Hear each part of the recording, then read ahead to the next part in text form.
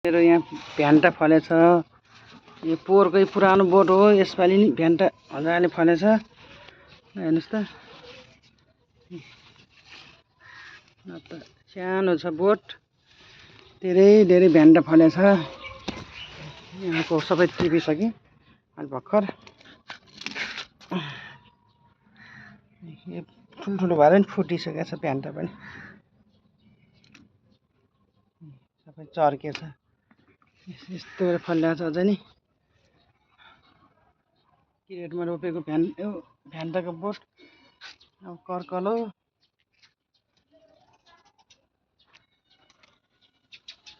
है कौशिक बारी मेरो टमाटर पनि पाकिसकेको छ। ल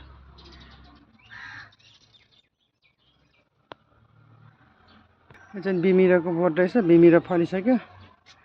यो चाहिँ तिहारलाई हुने भयो। हेर्नु त फुल फुलिरहेको छ अझै थुप्रो। ल तिहारलाई चाहियो भने साथीहरूलाई सम्पर्क गर्नु है मलाई। बिमिरो एकदम फल्नु लाग्छ मजाले। अस्ति हावाले सबै ओराएर दियो, एउटा दुइटा बाँकी भएको थियो, ठुल्ठुलो भएको थियो। अहिले फेरि फुल खिलिरहेको छ।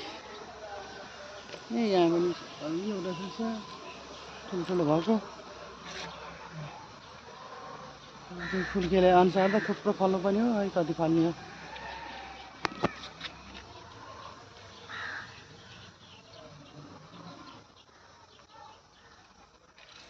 अम्माको बोट पनि छ। अम्मा चाहिँ कहिले फल्ने हो। कागती फल्नु लाग्छ। सदाबार फल्ने कागती परेछ। यो सधैँ फलिरहन्छ। यहाँ फलिरहेछ, यहाँ फुल खिलिरहेछ। है साथीहरू, एउटा कागतीको बोट रोप्यो भने कागती खानलाई पिरै नहुनेछ, आफूलाई मात्रै। यहाँ मसिनो फलिरहेछ अझै। यहाँ भर्खर फुल खिलिरहेछ। यहाँ यत्रो भइसक्यो दाना। यहाँ पालुवा चलिसक्यो। सानो भाँडामा रोपेको, ठुलो बोट हुँदैन भनेर ठुलो बोट नि भएको छ नि, यत्रै मात्रै बोट भएको छ।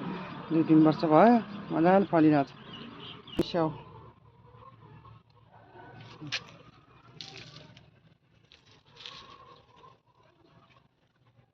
यस्तो स्याउ फल्ने छ।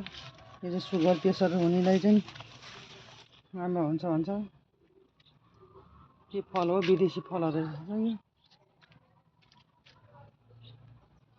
यो फुलको बोट चाहिँ कत्रो ठुलो भएको छ। यो चाहिँ पिताम्बर फुलको बोट सबै टिपेर खाएको। यो चाहिँ ठुलो भयो भएर नटिपिकन राखेको।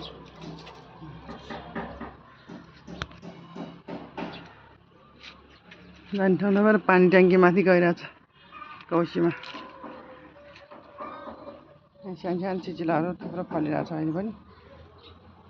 एउटा चाहिँ यस्तो बाङ्गो काँक्रो फलेछ। यस्तो कस्तो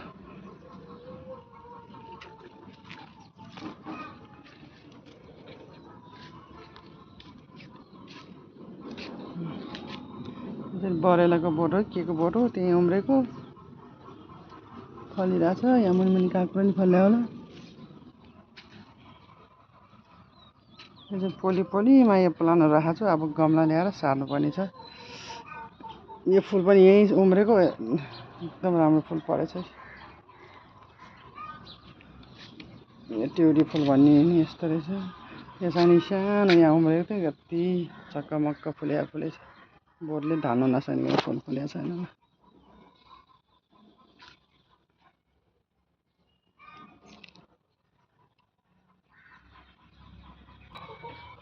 गोलभेडा नि आफूलाई त किन्नै नपर्ने भएर मजाले फल्ने रहेछ। बोट सुकिसक्यो। यो धेरै पाकेको जति टिपेर अब यति हरियाली भएको छ, डल्लो भएको छ। बिरुवा रोपेको मजाले फल्नु लाग्छ।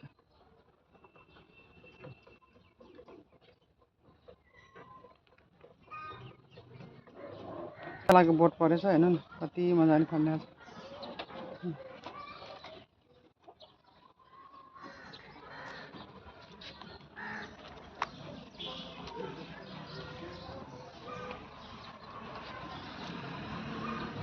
यो मुन्टालाको बोट भएको ठाउँमा सानो फुल एउटा यस्तो राखिदिएको त यत्रो भएर जङ्गिएर चक्क मक्क फुलेछ।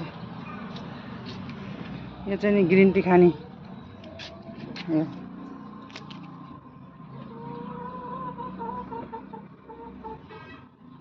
साथीहरू। यसको चाहिँ नि सुकाएर ग्रिन टी खानुहुन्छ। यो कालो चिहानलाई चाहिँ काइता हुन्छ बास्ना नि आउनु। यो दुई कलर फुल फुल्ने रहेछ।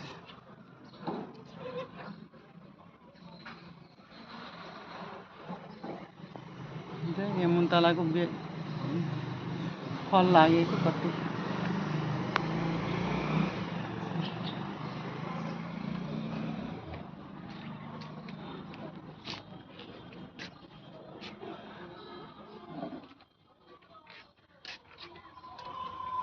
यस्तो फुल।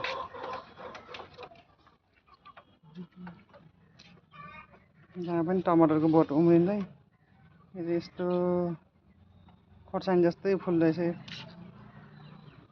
यस्तो मजाको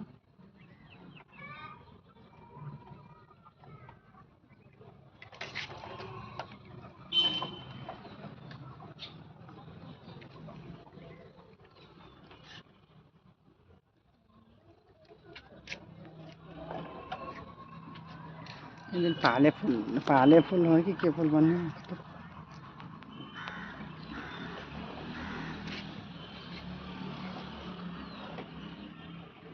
अन्त यो रातो फुल कत्रो गुच्चा भयो फल यस्तो मजाले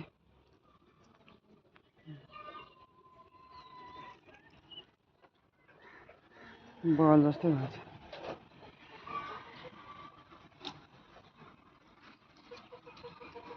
यहाँ मेरो कौशीको तरकारी फुल सबै यसरी रोपिरहेको छु मैले।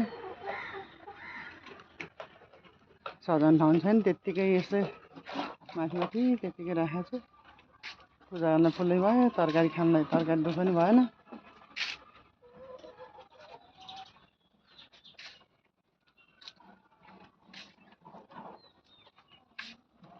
यो घन्टी फुल भन्ने रहेछ यसलाई चाहिँ नि औषधि नै हुन्छ भन्ने। के औषधि हो थाहा भएन, हामीले पूजा मात्रै गर्छ। यो चाहिँ लालुपाते फुल।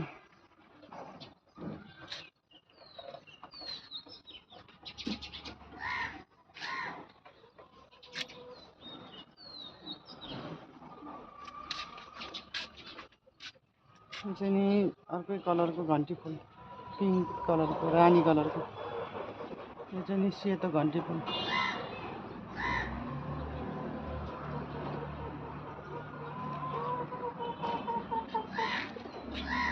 यो पोहोरको बोटमा अझै फुल फुल्दैछ। यो सयपत्री फुल पोहोर दसैँको बोट यसपालि अझै फुल्दैछ।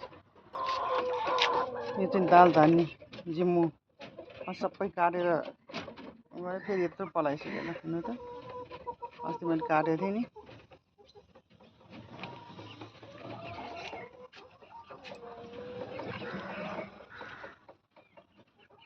यहाँ पनि मुन्तलाको पर्छ।